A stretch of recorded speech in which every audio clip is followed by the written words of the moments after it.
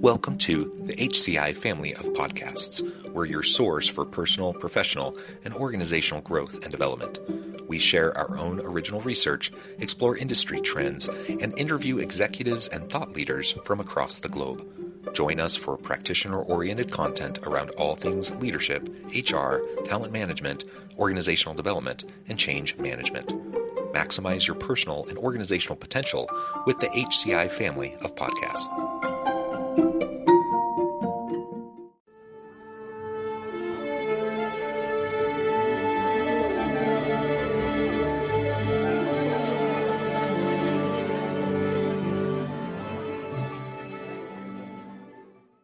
Dr. Roger Firestien, welcome to the conversation today. Thank you. Delighted to be here. It is a pleasure to be with you. You're joining us from New York. I'm south of Salt Lake City in Utah. And today we're going to be talking about really your latest book, but specifically around deliberate creativity and creative problem solving is the general topic. And we're going to talk about how we can lead to create teams that are more creative and create and develop that problem solving mentality and approach within our teams. As we get started, I wanted to share Roger's bio with everybody. Roger Firestien has presented programs on innovation to over 600 organizations around the world, including Fortune 500 corporations, government agencies, universities, associations, and religious institutions. His 9-part series on innovation is available on the Open Sesame e-learning platform, and his latest book includes Solve the Real Problem, Why Didn't I Think of That? And Create in a Flash. He is an associate professor emeritus at the Center for Applied Imagination at Buffalo State University, president of Innovation Resources, Inc., and a founding member of the Buffalo Society for Creativity in the Medical Education area, and guest lecturer at the Jacobs School of Medicine and Biomedical Sciences at the University of Buffalo. Tremendous background. I could go on and on, but I'm going to pause there, Roger. Anything else you would like to highlight by way of your background or personal context before we dive on in? That's just fine. That's fine. It's so delighted to have a lot of fun doing all of that stuff. Perfect, John. Perfect. Okay. Well, very good. Yeah.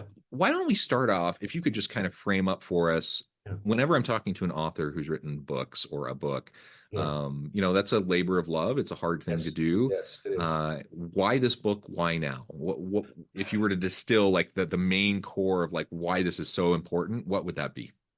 John, I really appreciate you asking that question. My 6th book, Create in a Flash, A Leader's Recipe for Breakthrough Innovation, came out in 2019. And it began to catch on. And one day I got a call from an individual that said, I'd like to meet with you. And I had a meeting with this gentleman, and his name is Dr. Ken Snyder. He's a brain surgeon and an engineer at the Jacobs School of Medicine here in Buffalo. He came in with a book, and authors love this. The book was dog-eared, and there was markings and all this kind of stuff. And we had an hour-long conversation, and John, I had to drive around for an hour afterwards to decompress. He goes, I love the work that you're doing. He said, I'd like you to work with our medical students in doing some creative problem solving, thinking a little bit differently. And I'd like you to kind of focus in the area of finding what the real problem is, because oftentimes we don't know what the problem is, we misdiagnose. And so can you give our medical students some tools for that? So I started to work with his neurosurgery residents. I started to work with first-year students, really focusing on the area of finding out what the real problem is. Because the first part of creative problem solving is let's find what the real problem is, because it doesn't make any sense to generate lots of ideas for solving the wrong problem. So let's search for the real problems. Okay, so I began to do this work with him. And then I got a call from a friend who works for Strategic Command out of Omaha, Nebraska at Offutt Air Force Base out your way. And she said, I'd like you to come out. I'd like you to work with my people because they don't know how to define problems. I said, wait just a second. You folks are in charge of cybersecurity and nuclear security for all of North America. Why are you having me come in to help you folks figure out what problems are? And they said, we're in a command and control environment. So oftentimes what the admiral, what the general thinks is the problem, and it goes all the way down the ranks. And we don't spend the time figuring out what the real problem is. So this is September of 2021. And John, when a book begins, it begins with sort of a thread, and there's a feeling around it. And then it sort of nags at you, because when I did Create in a Flash, my 6th book, I thought I was done. We put everything in that, a whole lot of love, a whole lot of effort into it. And it worked very well. So I thought I was done. And this is sort of nagging at me. And so I began to work on Solve the Real Problem. And in the book, what we do is we interview people from business, manufacturing, medicine, education, agriculture, and I ask them one question. Give me an example of a problem that you were working on that you found out was not the problem at all. And the folks were wonderful in helping me out working on that, and they gave wonderful responses. And that really forms the basis of the new book, Solve the Real Problem. So it began with a thread, and then it is truly an act of love. And I had wonderful people to work with on this. I have a marvelous editor, Heather Lazikas, an incredible art director, because half of the book is pictures, because we learn visually. We learn not only in text, but we learn in pictures. And books, I believe, should be a work of art. And so I hope this is a work of art. Well, thank you so much for that background. Yeah, it takes a lot to write a great book, and the marketplace is flooded with so many books, a lot of which are just so, and there's a lot of white noise out there. And so really putting your passion in expertise into something like this, I think is powerful, so that it can be shared and spread and disseminated widely, Yes, which is yes, wonderful. With absolutely. that as a Yeah, backdrop, yeah. let's dive on in. And I want to start with a question generally about leadership, because as I framed this up at the beginning, we individually want to be creative. I want to be a good problem solver, Sure. but I can only do so much by myself. So anytime I'm trying to tackle the biggest challenges, problems that are out there and have the most creative responses, I'm going to have to do it with people. Yeah. You're going to have to collaborate. You're going to have to get buy-in from people, and that requires leadership. And so let's start with this leadership question. Sometimes people think leaders are kind of born that way. You need this kind of classical charismatic type of a leader, versus, there are lots of training programs out there to develop leadership competencies and capabilities. What's your take on that age-old question around whether leaders are born or made, and how does that apply to this creativity realm? Well, let's take it a step further from that.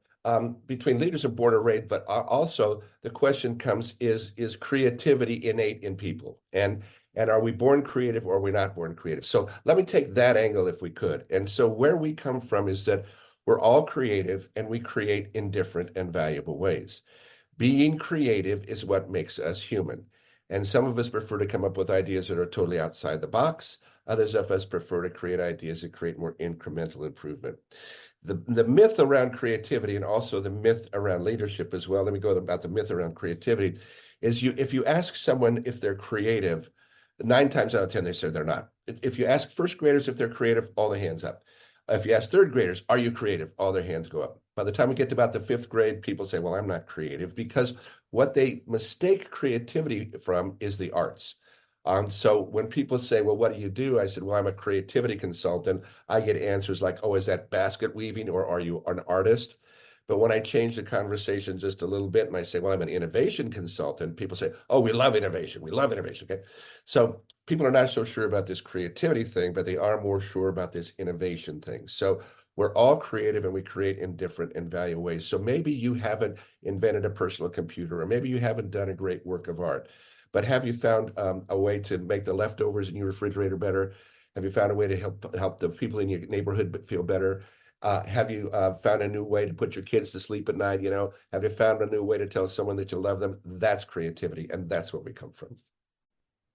I'm one, I remember years ago sitting in some sort of a training. I don't even remember exactly what it was, but I remember kind of the aha moment, because I Uh, don't think of myself as a creative person.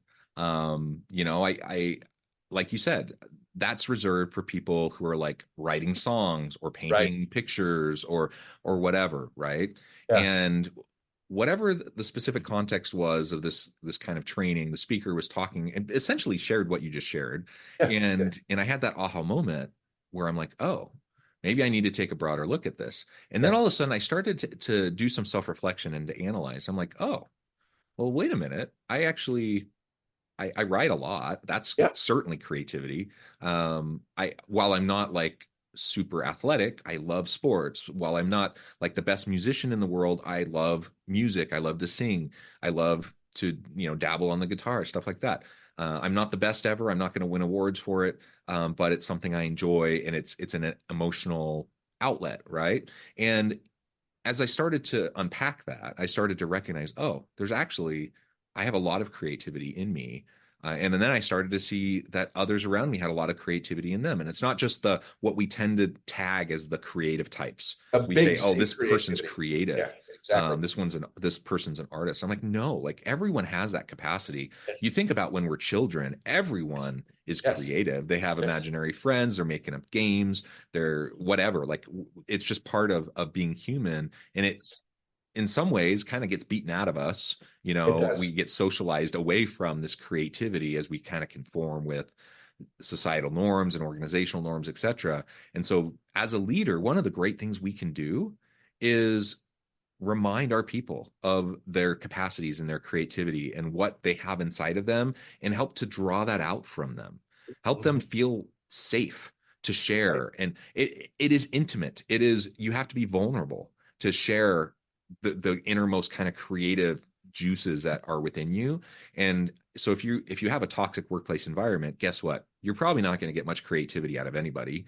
um, on the other hand, if you start to create a psychologically safe environment where people trust each other, where they care about each other, then people will be more vulnerable. They'll start to share, they'll be more open, communicate more freely. And all of those are the types of dynamics that help to lead to a stronger creativity and problem solving culture within your team, within your organization. Well, let's jump off from that. Okay. That's fantastic. When we talk about leadership, we talk about organizations. You mentioned the toxic leader and the leader that actually fosters creativity in an organization. The organizations that are most creative are an organization that's built on trust, that's built on openness, has a mistake-friendly attitude, that Yeah. has the skills that people can use to create with, and then has a place where they can apply those skills. So you can train people in creative problem solving, great, but they need to apply those skills to something that's relevant. And that's why the book is focused on solving the real problem. Because when you solve relevant problems creatively, that builds and that builds and that builds and that builds and that builds. And so that makes an environment extremely creative, and it builds on itself. A couple other things you talked about, how playing guitar and all those things are creative acts. Yes, the eminent psychologist Abraham Maslow said, a first-rate soup is better than a fourth-rate painting. A first-rate soup is better than a fourth-rate painting. So it doesn't matter what medium you create in. The focus is, are you putting everything into it? Is it working? Is it valuable for you? And you talked about as being a child when we were coming up with these ideas and stuff. So we like to use a word like creative people are child, or good creative leaders can be childlike, but not childish. And Yeah. so if you can appreciate the ideas in sort of a childlike, open way, it's not a childish way, but a childlike way, you begin to foster that environment for creativity, and people begin to build on their ideas. And you move away from being sort of this leader that's micromanaging everything, but putting it on the responsibility of the people that work for you. You become more of a mentor, a question asker, because if you've done a good job, you've given people the skills that they can apply them to something that's relevant to them. And that's one of the reasons why we did solve the real problem. Yeah. And to just double click on that for a moment, the Yeah. questions, asking questions, Yes. curiosity is at the heart of so much of what creativity is, and Yes. creative problem solving. And again, if you go back to children, what do they do constantly, incessantly? They're Ask asking questions. questions, they're curious, they want to Yes. understand, they want to know. And sometimes it drives a parent crazy because your kid's asking you literally 1,000 questions a day. But we need to foster that creativity. We need to foster question asking. And people, especially in more toxic organizations, but even just kind of more average organizations, a lot of times people don't feel very safe to ask questions because people, some leaders are insecure, and if you ask a question, they feel like you're attacking them or that you're somehow trying to undermine them or something. We need to create environments where curiosity is king, where people can ask questions, where we can ask the why, like 6 levels deep. Why? Just like a kid does. Why? They give you an answer. Well, why that? They give you an Right. answer. Well, why? Just keep on asking why. And then eventually you get to the point where either you have a good reason and a good answer, or you start to realize, oh, maybe we don't actually have to do it that way. Maybe we've only done it this way always because that's just how it's been and that's what people are used to. Yeah. asking questions is so powerful. And again, that's one of those things, as we have kind of socialization towards conformity, that tends to kind of get beaten out of a lot of people, and they're at least more hesitant to ask those types of questions. So let's Yeah. create a curiosity culture. Yes. So just on that, as I was doing work on Solve the Real Problem, I was doing some research on that. And I came across this wonderful book by a fellow named Dr. Stuart Firestien, not related. And the book is called Ignorance, How It Drives Science. And I love this quote. He said, questions are more relevant than answers. Mm, Questions are bigger than answers. One good question can give rise to several layers of answers, can yeah. inspire decade-long searches for solutions, can generate whole new fields of inquiry, and can prompt changes in entrenched thinking. And I love this line. Answers, on the other hand, often end the process.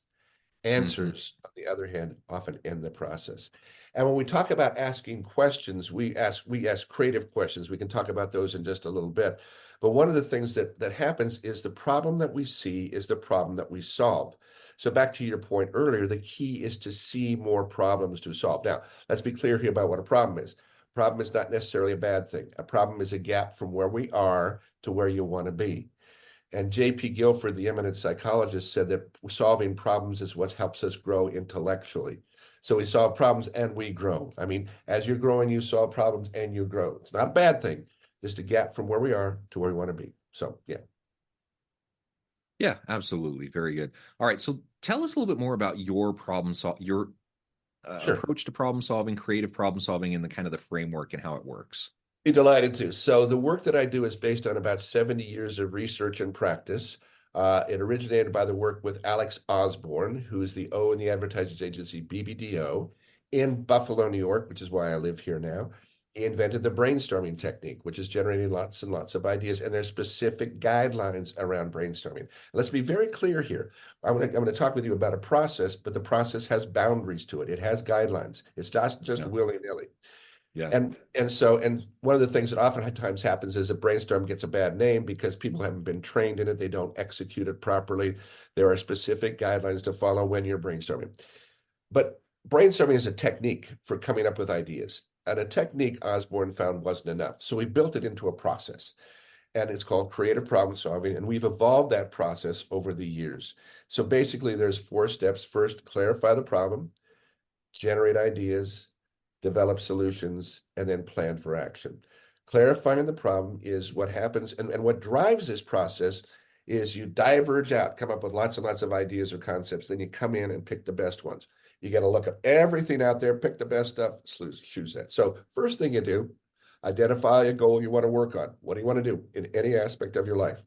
Beautiful thing about creative problem solving is it can be applied to anything where you need lots of ideas, where you're not quite sure what the problem is. And you state it like a goal. It would be great if. You Mm, then generate lots of creative questions. And creative questions begin with the words how to, or how might, or in what ways might, or what might be all the.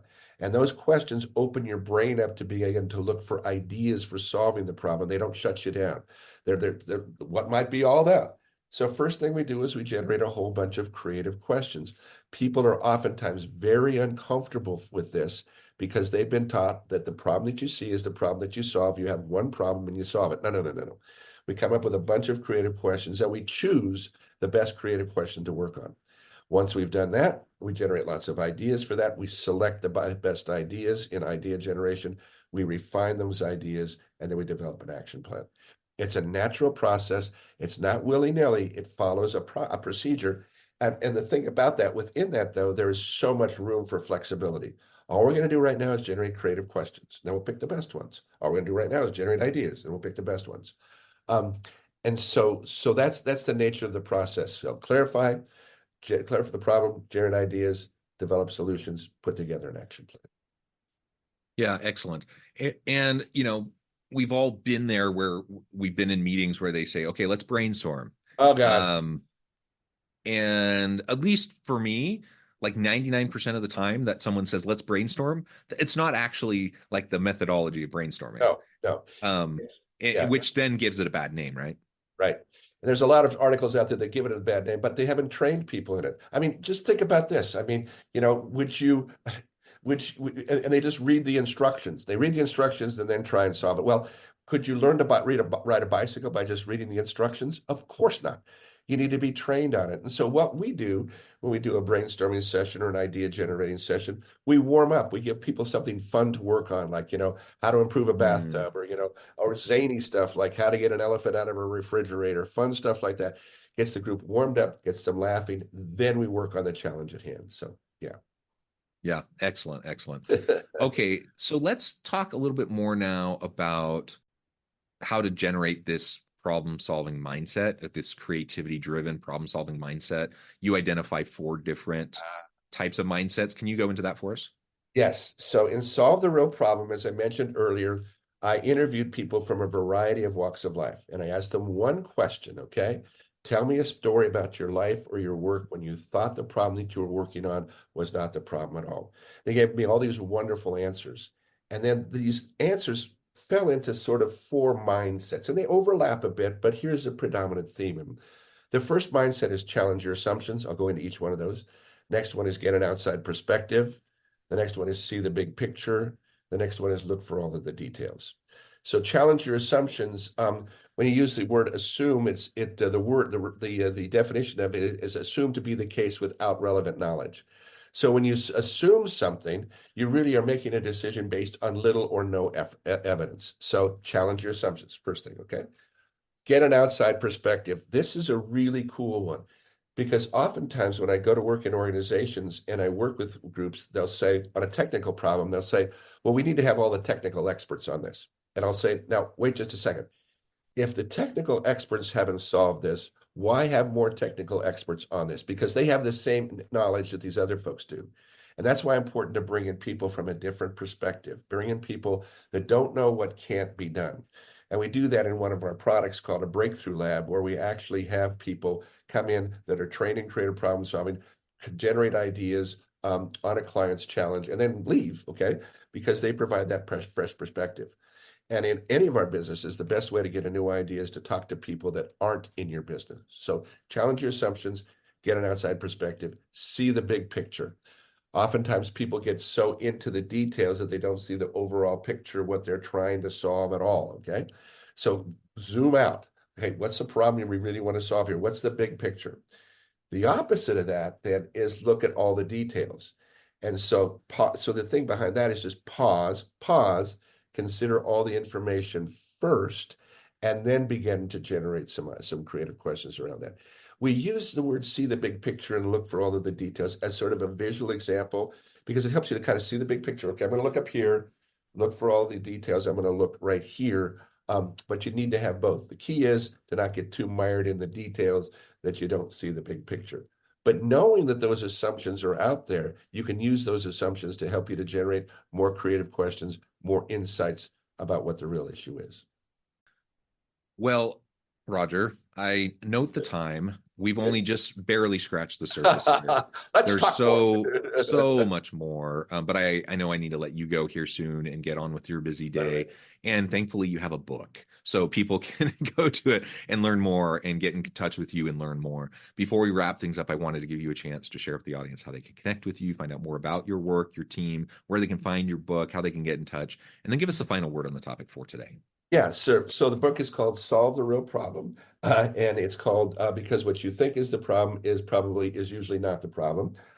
You can find it on my website. You can get it through Amazon, Solve the Real Problem. It's also to find out more about me, you go to my website, rogerfirestien.com. And so I'll just spell that out for you, Roger, Firestien.com. On that, we talk about training programs that we do in creativity. We just finished one of those last week. We'll talk about the other books that we have, about the Breakthrough Lab. There's an online course where you can take the course in creative problem solving using Create in a Flash, and we can then you can use that in your life. So, and then I guess the final word would be three things. So, and this goes for trying to set the environment for creativity in your organization as well. I think one of the best way to create the environment for creativity is to solve relevant problems. And so I'd like you to keep this in mind. First, pause. Don't accept your first definition of the problem as the real problem. Pause. Don't accept your first impression of the problem as a real problem. Okay. Second, ask creative questions like how to, or how might, or how might. Then third, choose the creative question that best defines your problem and then generate ideas. So pause, ask creative questions, choose, and then generate. Love it. Roger, thank you so much. This has been a real pleasure. I encourage the audience to reach out, get connected, find out more about what Roger can do for you. Check out the book. And as always, I hope everyone can stay healthy and safe, that you can find meaning and purpose at work each and every day. And I hope you all have a great week.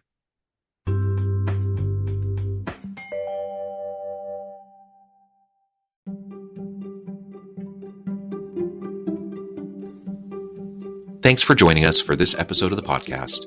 We hope you stay healthy and safe, and please join us again soon.